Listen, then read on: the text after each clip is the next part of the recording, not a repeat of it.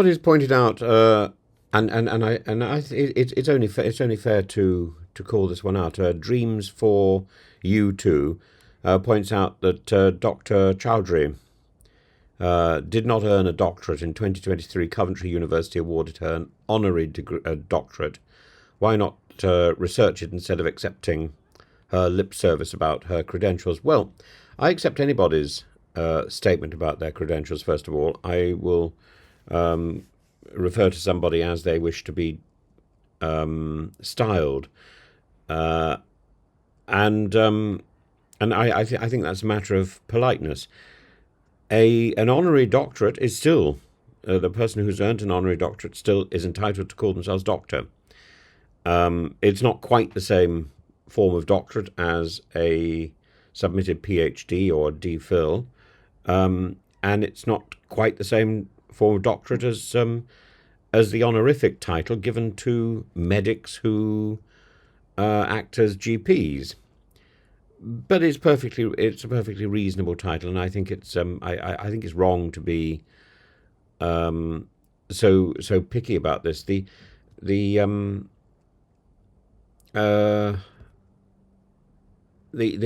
problems with Dr. Chowdhury are not with her title; they are with these accusations and smears on Prince Harry, and simply because one person is throwing mud doesn't mean everybody else should throw mud, and this point scoring is really rather unattractive. As for titles, there is a custom that probably one wouldn't use the honorary title, an honorary degree as a title in the UK. But it's certainly not an a watertight rule. And as for sometimes for example, the title of professor in the UK and America, I think it's fairly common that once you stop a job in a university, then the title goes with it. Then the title also stops. In European universities, that title continues, and in Russian universities, it continues. In my own case, I've never actually quit my job. Events have taken over, COVID and President Putin's invasion of his neighbouring country, and for my own security, I was advised not to go back, and I think that advice is something that I had to take seriously. And I must say I am amused by stories and things that I hear, but I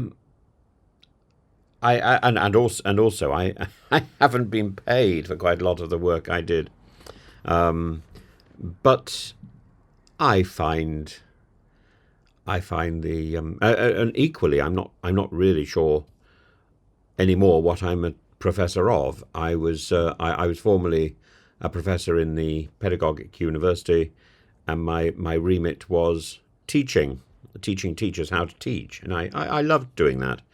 And when the university was taken over by a different rector, I was asked if I would move to a new chair. I was shown my room and my secretary and all these other bits and pieces, and I was going to become, or I was translated to the chair of theology, the first person to have that in the university. And then, as I say, events took over. So I'm not really sure what my subject is anymore. And I've continued working on projects which I started with colleagues in education, and I've also continued working on projects which I was developing for theology. So that's that. I think there comes a point where you just do your thing. I should point out, by the way, that I said in a previous video that Punch and Judy puppeteers were known as doctors. They're not. They're known as professors. that's a practice which dates back to the Victorian era. It's steeped in a mix of showmanship, self-parody, a desire for respectability within a profession that at the time was not always taken seriously. You're standing in a tent with your hands up, two puppets, and the term professor began to be adopted in the mid-19th century when street performers and puppeteers are often seen as itinerant entertainers, sought a degree of legitimacy and dignity, and the title professor adds a mock academic authority, playing ironically to the idea that performing Punch and Judy was a serious discipline requiring expertise and mastery, which in truth it really is. The famous Punch and Judy man George Washington, Professor Lacey, was instrumental in popularizing the title in the early 1900s. His influence made Professor something of a badge of honor among Punch and Judy performers. And there are parallels in the magic tradition, in the magic circles. There's a comparable tradition of adopting titles, nicknames, affiliations that blur the line between guild, cabal, and old-school fraternity. The Grand Order of the Water Rats, for example, which is again another Victorian thing from 1889. The Water Rats is a British entertainers' charitable fraternity. It's not exclusive to magicians. Many music hall performers, comedians, magicians were involved, but the nature, the name comes from the comic cycling act, where the members wore waterproof rats as part of their routine, and it struck. And the Water Rats functioned as this benevolent society, with honorific titles, sprinkling of Freemasonry and theatrical flair. Members like Tommy Cooper, Paul Daniels, even royalty, Prince Philip, I believe, was the patron. The Magic Circle, which is later, is the most prestigious of all British magical societies, and titles like Master Magician, Fellow of the Inner Magic Circle, or Wizard serve to elevate the craft and the framework. A wizard is simply a development of the word wise, and probably a negative word, somebody who's peddling wisdom, a sophist, in other words. But the goal of these societies was to professionalize performance, and while I'm not really sure what I'm doing academically, I felt that it was the right thing to do, to retreat back into my earlier career of performance, and I've done so with relish. I did panto. I would do more panto if people asked me. I love these. I love these traditions. It was terrifying, actually, going back into performance, having not done it on stage professionally for about 30 odd years. Quite terrifying. But I had a lovely company, and so I had help. But it's I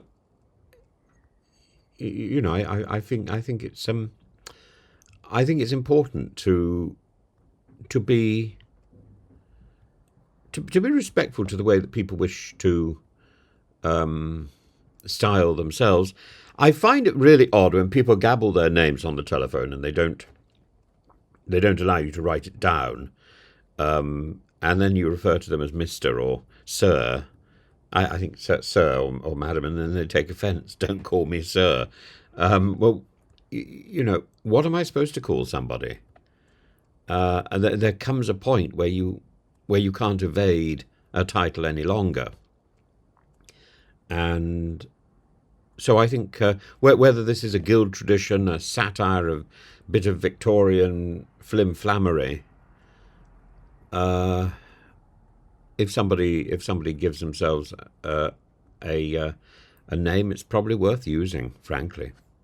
It's better than having a name imposed on you, isn't it? And when it comes to Prince Harry, that I think is relevant. Prince Harry acts like a prince. So he is a prince. And if Dr. Chowdhury acts like a doctor, she is a doctor. And I find I find this mudslinging unattractive, and besmirching somebody because of or clinging to a title doesn't stop the appearance of nastiness. But there we are.